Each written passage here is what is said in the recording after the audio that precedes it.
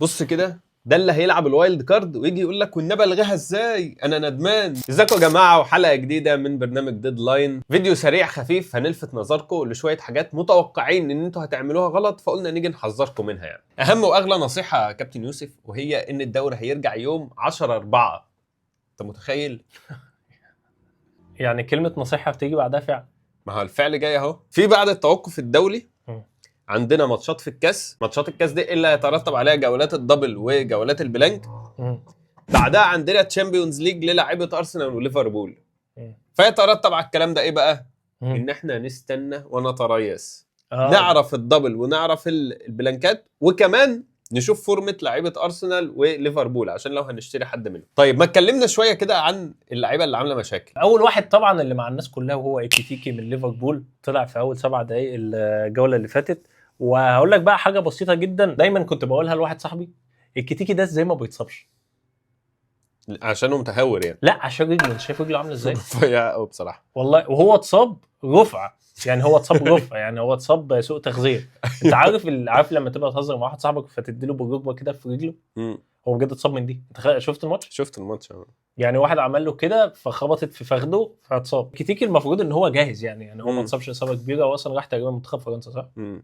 فاستنى ما تبيعوش يعني. مع اني انا يعني برشح، هو اصلا الواد مش فورمه، يعني بقى له كام ماتش مش فورمه، وكمان ايزاك رجع، فوالله حاجه بتزغلل يعني حاجه تنور كده في دماغك، اللي انت لو عايز فلوس ممكن تبيعه، بس ما تتهورش يعني، استنى. لو عايز فلوس ممكن تبيعه. طب احنا الفيديو اللي فات نصحنا بتياو. احنا عملنا 5 جولات بننصح بتياو وما بيعملش حاجه. بس هقول لك بقى، الجوله اللي فاتت قعد على الدكه، نزل جاب جون واتلغى. ولا بصوت انت افتكرت لا، انا برجع تشكيلتي، ما هو جايب واحد يعني. ولكن انا اضمن لك وابصم لك بالعشرة هيلعب بس الماتش الجاي والله. يعني ايه بس عايز نقطتين يعني؟ دي ضمنها لك يعني. بيومو بقاله فتره كبيره قوي ما بيعملش حاجه. سيبك منه ما بيعملش حاجه، هو اصلا بقاله موسم بيقدم مستوى وحش والناس مش واخده بالها. انا من الاول انا بهاجمه. هو انت لعيب كويس، بس انا مش ماسك حاجه عليك، انا مش عارف امسك حاجه عليك، فاهم؟ ما انت تلعب الماتشات كلها وبتجري وبتعرق وبتبص في الكاميرا لما تيجي تمسك الاداء. تعالى بقى هاته. انت بتعمل في الملعب بجد، بتعمل في الملعب. فانا مع الناس الصراحه اللي تقول لك بيعمل بيهم بامانه الله يعني. ده قولا واحدا. قولا واحدا. يا ساتر يا رب. مع ان ماتشه سهل يعني. طيب حاجه بسيطه قوي، اسيست مورجان روجرز ده ما يخدعكش، ما تبقاش عاطفي. مش عمل اسيست فخلاص يا مورجان خليك، لا مشيه وما تجيبوش. اورايلي من السيتي بعد ماتش ارسنال الخرافي اللي هو عمله، غالبا هيبقى من اهم الاختيارات في السيتي الفتره اللي جايه. استنى بس، هل السيتي هيبقى عندها دبل ولا لا؟ او اتاكد انا وانت وكلنا هنروح نجيب اورايلي. وغالبا اصلا هيبقى من اهم اللعيبه اللي ممكن تتربل كمان. لان مستوى هالاند وحش قوي. ده تصريح خطير قوي. تصريح خطير جدا، والتصريحات خطيره مش. اخر حاجه، وهي بعد اعلان مو صلاح انه هيمشي في نهايه السيزون. شفت مو صلاح كلاعيبه فانتزي احنا لازم نستفيد. مصائب قوم عند قوم فوائده. صلاح مصاب، بس هو بعد فتره التوقف الطويله دي هيرجع من الاصابه يعني. ده وقت مثالي انك تجيب محمد صلاح. ليه هنا محمد صلاح كل اللعيبه هتبقى بتخدم عليه، عايز يودع ليفربول وجماهير ليفربول بشكل يليق بيه. ما عادش جولات كتير، لسه 6-7 جولات، فلازم نستفيد منه. ماشي نستفيد منه. خليه يجيب لنا حاجات وهو جاي من المطار يعني. هيجيب اجوان واسيستات يا ابني عشان يودع بتاع سجاده ومسك وسواك. مش هيعمل اي حاجه بجد. مين ده؟ هو محمد صلاح. طب ومو صلاح كمان مش هيعمل حاجه. رهان الاسبوع يا جماعه، هل تتوقع مو صلاح هيعمل؟ رهان الاسبوع الجاي انا براهن بكذا. صلاح هيتألق الجوله الجايه، وانت قول لي رايك في الكومنتات، هيتألق ولا لا؟ انا اصلا بقيت بحس ان جابرييل وصليبا ده اسم واحد، يعني اسم واحد اسمه جابرييل صليبا. اوكا واورتيجا اوكا واورتيجا وشحته وميكس. لا ميكس دخيله، خد بالك. هي اللي فصلت. ايوه هي دي اللي خلت الناس تشوف ان ده اوكا وده اورتيجا. جابرييل وصليبا اللي هم الاثنين مصابين يعني، حتى شوف لما بيتصابوا الاثنين مع بعض. او دي حركه لعينه عاملاها ارسنال ان هي ما توديهمش منتخباتهم، الله اعلم.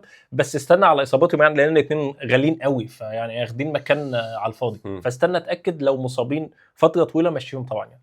ما تقلقش، مش مصابين فتره طويله. انا بقول له انت تمام. الناس هتقول لي انا ببص على هنا، ببص على الدولاب. لا حبيبي، ده في شاشه ثانيه وفي مونيتور. الناس كلها كابتن يوسف طلع على الفضائيات تقول لك ايه بقى الدبل واعمل وايلد كارد الجوله دي. بجد في حد ساعة فضلات قال دبل؟